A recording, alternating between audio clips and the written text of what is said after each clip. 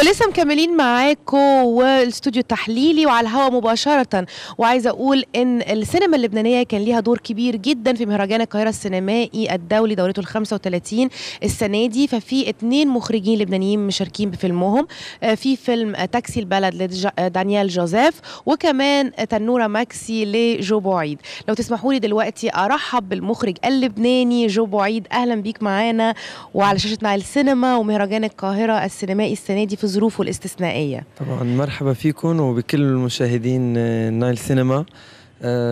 فعلا هدف فخر يعني للبنان انه نكون عم بيشارك من خلال فيلمين بالمسابقة العربية. مهرجان القاهرة كلنا بنعرف قديش صيته يمكن واصل وقديش انه المشاركة فيه هي فعلا إلى قيمتها، واكثر بظل كل هالاحداث اللي عم تصير. لانه المهرجان لانه قايم بهيك ظروف، أنا برأيي صار قيمته بعد أكبر. مش لازم يمكن إنه نقول ليش قايم أو ليه مش قايم، بالعكس هو وجوده تحدي، وجوده بفرجي قديش إنه السينما المصرية بدها تضل عم تأكد وجودها وحالها رسخة. لو تسمح لي يا جو، لازم كمان أقول إن كان في دور فعال جدا في المهرجان السنة دي للسينما الإماراتية. فمعايا كمان النهاردة المخرج أقول إيه الثورجي، النص نص نص إماراتي نص مصري. معايا المخرج نواف الجناحي. اهلا بيك. الجناحي، انا قلت لك الجناحي. أيوة. الجناحي السينما الاماراتيه. انت جاي دلوقتي حالا من ميدان التحرير، مظبوط؟ كنت بتعمل ايه؟ كنت بعمل زي اي حد المفروض يعمل. لازم نقف قدام الناس اللي عايزه تخطف مصر، لانه الفكره مش فكره ان انت دمك مصري ولا لا، الفكره انه مصر مهمه للمصريين والعرب كلهم. مصر حضارة ومركز ثقافي وتاريخي مهم جدا. بس انت غير الناس، انت ممكن تعبر من خلال السينما اللي بتقدمها. أعبر من خلال السينما لما نلاقي الوقت ان احنا نطلع التمويل ونعمل السيناريو وننفذه.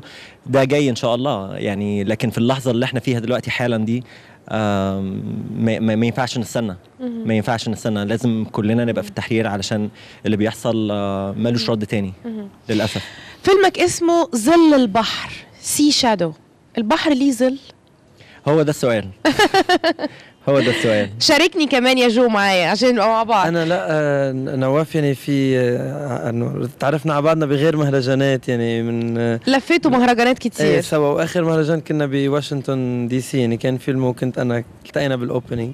هرجع للموضوع ده، دي حاجه اكيد جميله جدا تعرفوا على بعض ومن خلال انكم بتلفوا المهرجانات مع بعض. بس عايز ارجع مره تانية مع المخرج نواف وتقول لي ليه ظل البحر؟ البحر ليه ظل؟ هو بصي، انا من الناس عاده ما يعني ممكن نتكلم على الفيلم زي ما انت عايزه، بس دايما بقول العناوين دي بتبقى للمخرج والمؤلف. شرحها ممكن يفقدها شيء من طعمها شويه. خليها دي، خليها مفاجاه. خليها اللي يتفرج على الفيلم هو يحاول يستشعر ويحس بالعنوان ده قيمته ايه ومعناه ايه بالنسبه له هو بعد ما يتفرج على الفيلم. انت مقيم في مصر ولا في الامارات؟ الإقامة الأساسية في الإمارات، لكن باجي مصر كتير يعني. أنا باجي هنا تقريبا كل 3 شهور ولا حاجة. أنا اتربيت من صغري يعني بين الإمارات وبين مصر. أنا حاسة إن العربي بتاعك أو المصري بتاعك مصري. واحد نص إماراتي ونص مصري بقى، تعملي إيه؟ طيب أرجع مرة تانية للمخرج جو بوعيد وأتكلم عن السينما اللبنانية. السينما اللبنانية يمكن في الفترة الأخيرة وصفوها إن هي سينما الحرب. المخرجين الكبار اللبنانيين وصفوا إن السينما اللي بتقدموها سينما حرب. لو سألت دلوقتي حضرتك، أنت شايف إن فعلا أنت بتقدم سينما حرب ولا ممكن تقدم نوعية تانية من السينما؟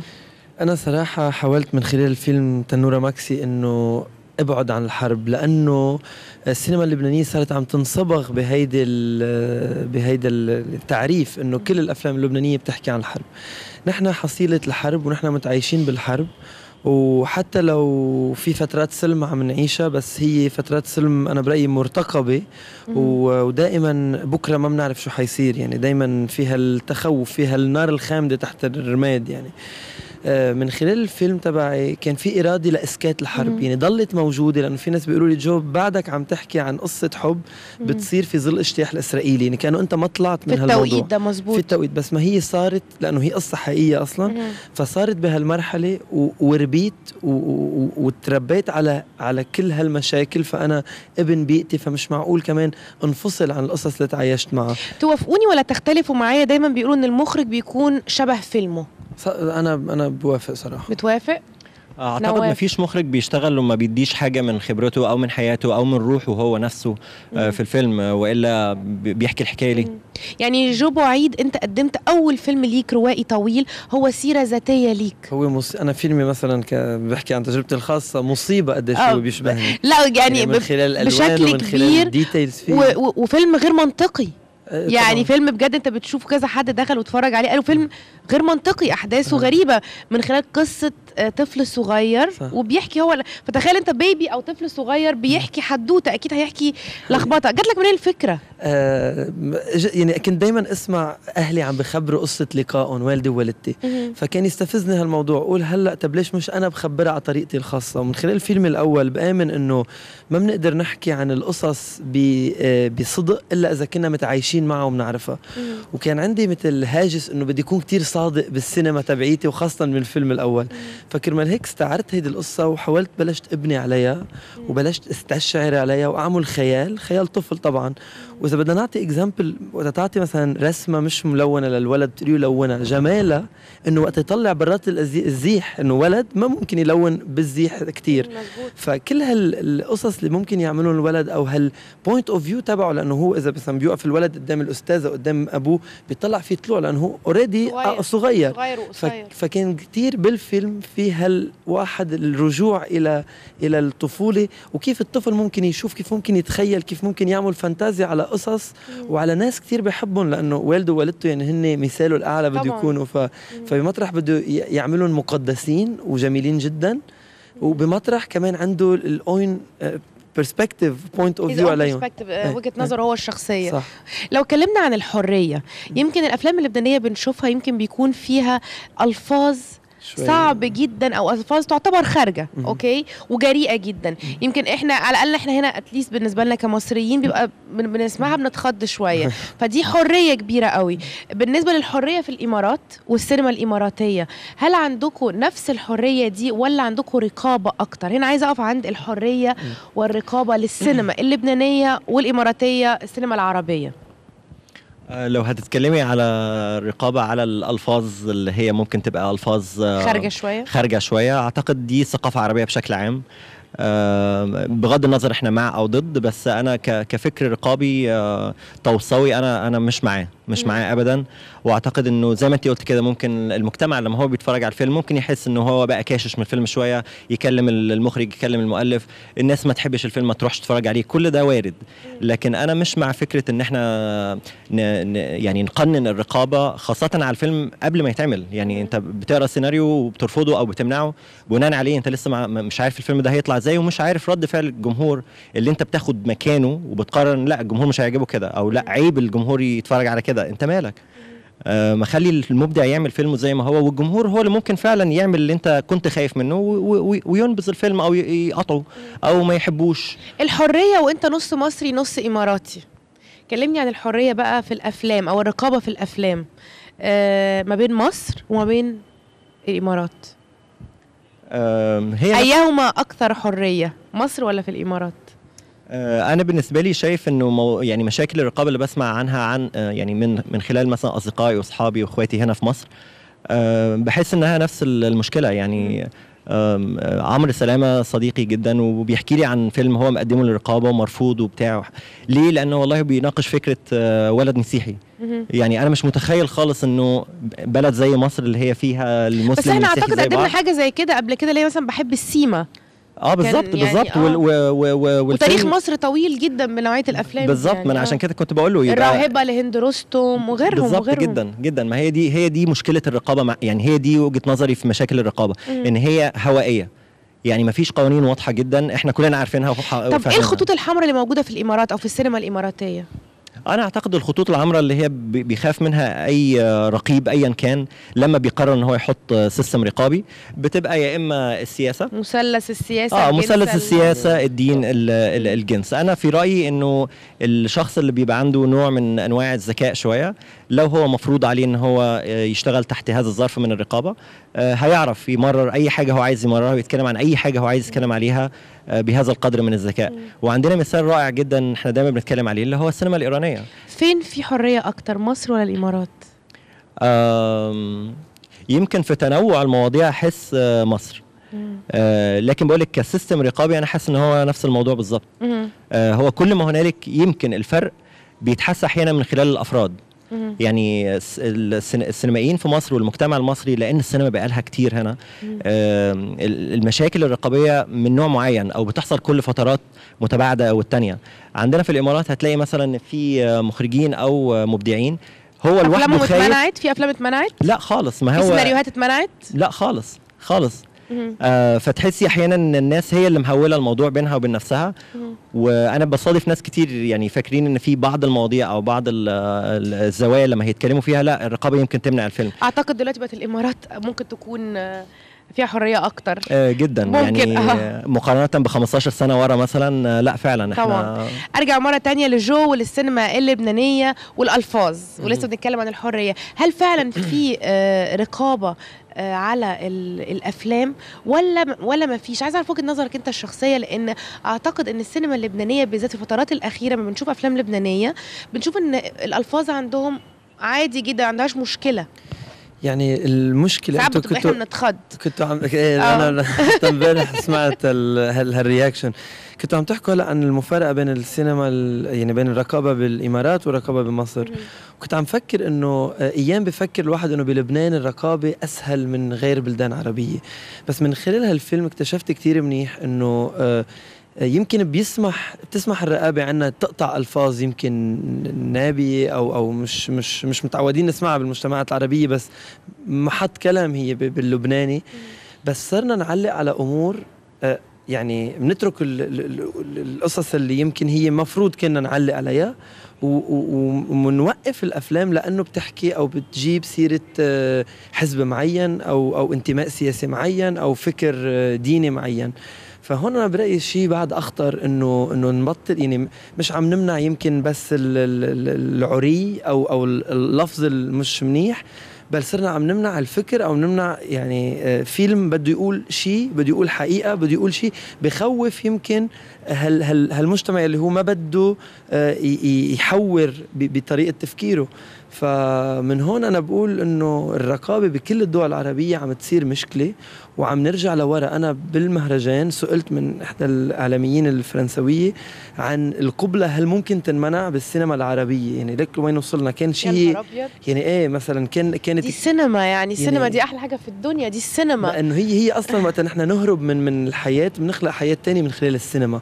يعني مش معقول أنت تعيشي حياة مقصقصة جوانحك، ما بتقدري تطيري كتير أو ما بتقدري، يعني بيقول لك اوكي انت حر بس بهذا المجال بس تضيق، تبقى مش حر. هيدي مش حر. الحكومه اللبنانيه بتدعم السينما اللبنانيه؟